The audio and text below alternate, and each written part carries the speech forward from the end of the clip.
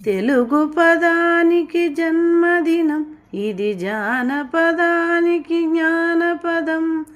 7 స్వరాలై 7 కొండలై వెలసిన కలియుగ విష్ణు పదం. అన్నమయ్య జననం, ఇది అన్నమయ్య జననం, ఇది అన్నమయ్య జననం.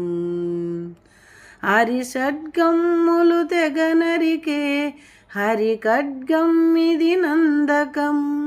బ్రహ్మలోకమున బ్రహ్మ భారతి నాదాశిసులై పొందినది. శివలోకమున సిద్విలాసమున డమరుధ్వనిలో గమకితమై, దివ్య సభలలో నవ్యలాస్యముగా పూబంతుల సేమంతుగయగసి,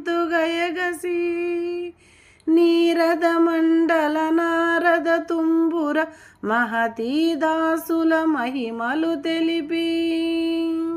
అన్నమయ్య జననం, ఇది అన్నమయ్య జననం, ఇది అన్నమయ్య జననం.